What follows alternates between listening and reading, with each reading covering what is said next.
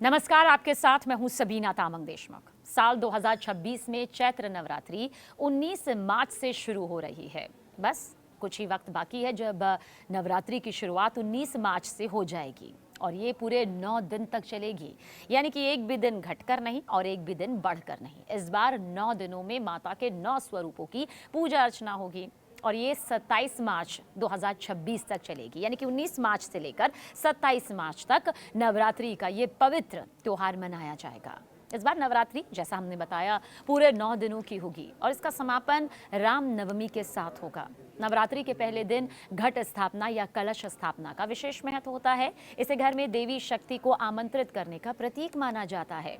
19 मार्च को कलश स्थापना के लिए शुभ मुहूर्त जल्द आपको बताते हैं। सुबह का सबसे शुभ मुहूर्त ज्योतिषाचार्यों के अनुसार 6:10 से 8:35 तक है। अभिजीत मुहूर्त यानी कि जिसे एक वैकल्पिक मुहूर्त के तौर पर देखा जाता है, 12:05 से दोपहर 12:53 तक। मान्यता है कि शुभ मुहूर्त में कलश स्थापना करने से ना घर में सुख समृद्धि और सकारात्मक ऊर्जा का वास होता है और इस दौरान मिट्टी के पात्र में जौ बोने की परंपरा भी निभाई जाती है। चैत्र नवरात्रि के 9 दिनों में माता दुर्गा के 9 रूपों की विधि विधान से पूजा अर्चना की जाती है। पूजा के दौरान आप कई सामग्रियां माता को अर्पित भी करते हैं, लेकिन कुछ चीजें ऐसी भी हैं जिन्हें गलती से भी मां दुर्गा को अर्पित नहीं करना चाहिए और यही धर्म के जानकार ज्योतिषाचार्य कहते हैं। चैत्र नवरात्रि का पावन पर्व 19 मार्च से शुरू होने वाला है। माता दुर्गा की पूजा के लिए नवरात्रि के 9 दिनों को बेहद शुभ माना जाता है और इन 9 दिनों में माता के 9 रूपों की बारी बारी से पूजा अर्चना की जाती है। हालांकि नवरात्रि के दौरान कुछ सावधानियां बरतनी आवश्यक मानी जाती है। इस दौरान आपको कहा जाता है कि मांस मदिरा का सेवन बिल्कुल नहीं करना चाहिए, घर को अस्वच्छ नहीं रखना चाहिए। इसके साथ ही माता दुर्गा के 9 रूपों की पूजा के दौरान कुछ चीजें अर्पित करने से आपको बचना चाहिए। आज इसी के बारे में धर्म के जानकारों के हिसाब से क्या कुछ सामने आया, वो हमने एक रिपोर्ट के तौर पर आपके सामने रखने जा रहे हैं। तुलसी के पत्ते माता दुर्गा को अर्पित नहीं करने चाहिए। धार्मिक मान्यताओं के अनुसार माता दुर्गा के चंडिका रूप को तुलसी की गंध पसंद नहीं है, इसलिए मां दुर्गा की पूजा में तुलसी दल अर्पित करना सही नहीं माना जाता। दुर्गा पूजा के दौरान तुलसी के पत्ते मां को अर्पित करने से बताया जाता है कि प्रतिकूल प्रभाव देखने को मिल सकते हैं। ऐसा इसलिए करने से बचना चाहिए क्योंकि माना जाता है कि दुर्गा माता की पूजा अर्चना करने से विशेष फल यहाँ पर प्राप्त होता है, लेकिन किसी भी तरह से तुलसी के पत्ते माँ को अर्पित नहीं करने चाहिए। तुलसी बेहद पूजनीय है, तुलसी की महत्ता हर कोई जानता है, लेकिन इन 9 दिनों में माता को तुलसी का भोग बिल्कुल ना चढ़ाएं। धतूरा और मदार के फूल, माता दुर्गा की पूजा में धतूरा और मदार के फूल अर्पित करने से आपको बचना चाहिए। नहीं तो कहा जाता है कि माँ दुर्गा की जो भक्ति या जो भोग आप अपनी श्रद्धा अनुसार अर्पित कर रहे हैं उसका फल नहीं मिल पाता। इसके साथ ही कनेर के फूल होते हैं, वो भी माता को अर्पित करना सही नहीं माना जाता है। तामसिक भोजन नहीं किया जाना चाहिए और ना ही माता को अर्पित करना चाहिए।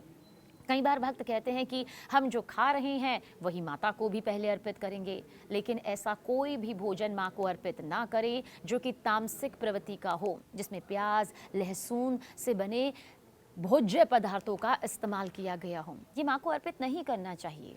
आपको माँ को वही भोग लगाना चाहिए जो शुद्ध हो, जो ताज़ा हो। नहीं तो कहा जाता है कि माता का वो क्रोधित रूप भी देखने को मिल सकता है। और बासी फल, कई लोग क्या करते हैं, 1 हफ्ते का फल 4 दिन का फल एक साथ मिलाकर रख देते हैं। कहा जाता है धर्म के जानकारों के हिसाब से कि ऐसा नहीं करना चाहिए। आप पूरे विधि विधान से पूजा अर्चना तो कर रहे हैं, आपने उपवास भी रखा है या फिर आप दान पुण्य भी कर रहे हैं, लेकिन जब माता को भोग लगाने की बारी आती है तो फिर आप बासी फल, बासी भोजन उन्हें अर्पित कर रहे हैं। ऐसा करेंगे तो फिर ये सही नहीं होगा। बासी फल माता को अर्पित कर देना नकारात्मकता का प्रतीक है। ऐसा करने से कहा जाता है कि सकारात्मक नहीं बल्कि नकारात्मक फल मिलते हैं। हाँ, फल नहीं खरीद सकते तो आप चावल या घर में बना कोई भी सादा भोजन माता को चढ़ा सकते हैं, लेकिन बासी फल गलती से भी माँ को ना चढ़ाएं।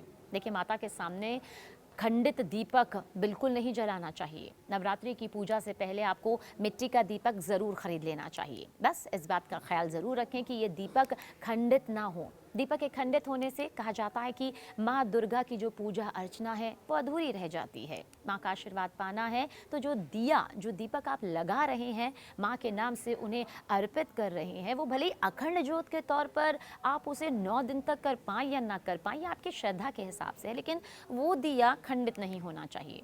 और हाँ, कृत्रिम चीज़ों से तो माता को बिल्कुल दूर रखना चाहिए। जैसे कई लोग क्या करते हैं, कृत्रिम फल चढ़ा देते हैं, फूल चढ़ा देते हैं, माता को कृत्रिम माला चढ़ा देते हैं। नवरात्रि के दौरान ना माता को अर्पित नहीं किया जाना चाहिए। आप भले ही कम फूल चढ़ाएं, लेकिन ताज़े फूल चढ़ाएं, अपनी आर्थिक क्षमता के हिसाब से चढ़ाएं। माता ये नहीं कह रही है कि उन्हें फूलों से यहाँ पर सजा दिया जाए, लेकिन जितने भी फूल हों, ध्यान रखिएगा वो शुद्ध हों, ताज़े हों।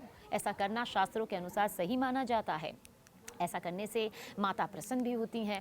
और देखिए, तुलसी पर कलावा क्यों बांधना ज़रूरी है, आज हम आपको बताते हैं कि नवरात्र के दौरान, जी हाँ, नवरात्र के दौरान आप कहाँ कहाँ कलावा बांधकर अपनी ज़िंदगी में सुख, समृद्धि, यश, कीर्ति, मान सम्मान और अपार सफलता, स्थायी लक्ष्मी, शुभ लक्ष्मी पा सकते हैं।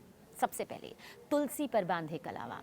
नवरात्रि के दौरान दुर्गा पूजन में तुलसी नहीं चढ़ाई जाती, लेकिन तुलसी की अलग से पूजा करने से कहा जाता है कि शुभ फल आपको ज़रूर मिलते हैं। नवरात्रि के दौरान ना अगर आप तुलसी पर कलावा बांधते हैं तो धर्म के जानकार कहते हैं कि आपके घर में उसी क्षण से खुशियों के रास्ते के आने का द्वार खुल जाता है और माँ लक्ष्मी की कृपा आप पर अपरंपार बरसती है। घर के मंदिर पर कहा जाता है कि कलावा ज़रूर बांधना चाहिए। नवरात्रि के पहले दिन कलश स्थापना करते समय कलश पर और मंदिर के शिखर पर भी आपको कलावा ज़रूर बांधना चाहिए। ऐसा करने से घर से नकारात्मकता दूर होती है और आपकी मनोकामनाएं भी पूर्ण होती हैं। इसके अलावा किचन में, यानी कि जहां आपका पूरा खान पान बनता है, नवरात्रि के पहले दिन वहां पर कलावा ज़रूर बांधें। नवरात्रि के दौरान आपको किचन में किसी तांबे के लोटे या फिर आपका जो फ्रिज होता है उसका जो हैंडल होता है, या फिर जो रसोई में एक खिड़की होती है, अगर आपके घर में रसोई घर में खिड़की है तो बहुत ज़्यादा बेहतरीन है, वहाँ आप कलावा ज़रूर बांधिए। कहा जाता है कि ऐसा करने से ना आपके घर में अन्न की कभी कमी नहीं रहती और जो भी भोजन बन रहा होता है वो परिवार के हर सदस्य को स्वस्थ रखता है।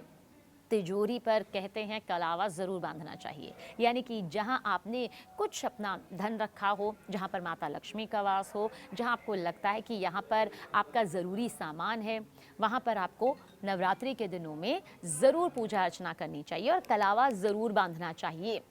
और हाँ, जहां पर बच्चे विद्या प्राप्त करते हैं, अगर कोई अलग से स्टडी रूम है और कोई ऐसा जहाँ पर किताबें रखी होती हैं उसका कोई हैंडल है तो वहाँ बांध दे, या जहाँ पर आप काम करते हैं उस सिस्टम में बांध दे। लेकिन कहा जाता है कि इस कलावे में इतनी ताकत होती है कि आपके जीवन में ना विद्या, धन, सब कुछ माता रानी की कृपा से बरसने लगता है। साल में 4 बार नवरात्रि का त्यौहार आता है। 2 बार गुप्त नवरात्रि होती है, 2 प्रत्यक्ष नवरात्रि होती है और चैत्र नवरात्रि, शारदीय नवरात्रि प्रत्यक्ष नवरात्रियों में आती है। प्रत्यक्ष नवरात्रि में माँ दुर्गा के 9 रूपों की पूजा की जाती है। आषाढ़ और माघ मास में आने वाली नवरात्रि गुप्त होती है, जिसमें 10 महाविद्याओं की तांत्रिक साधना की जाती है। इस साल चैत्र नवरात्रि के 9 दिन में किस दिन माता के किस रूप की पूजा अर्चना होगी वो हम आपको कई बार बता चुके हैं, लेकिन फिर एक बार बता देते हैं। नवरात्रि का पहला दिन 19 मार्च 2026 जब माँ शैलपुत्री की पूजा अर्चना की जाएगी। नवरात्रि का दूसरा दिन 20 मार्च 2026 जब माता ब्रह्मचारिणी की पूजा अर्चना की जाएगी।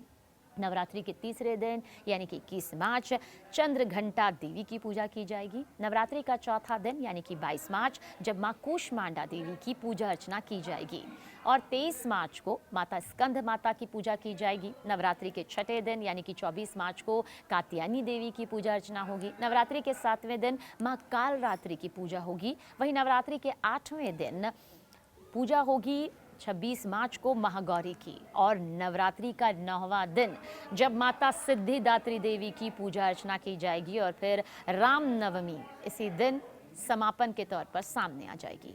तो माता के सभी भक्तों को हमारी पूरी टीम की तरफ से नवरात्र की बहुत सारी शुभकामनाएं। नवरात्र करीब है, ऐसे में आप सब पूरी श्रद्धा और भक्ति के साथ माँ की पूजा अर्चना करें। किसी भी तरह की अफवाह पर यकीन ना करें। कहते हैं ना कि भगवान भाव के भूखे होते हैं, लेकिन उस भाव में ना शुद्धता होनी चाहिए, उस भाव में आत्मीयता होनी चाहिए, उस भाव में आपका विश्वास होना चाहिए, अंधविश्वास नहीं।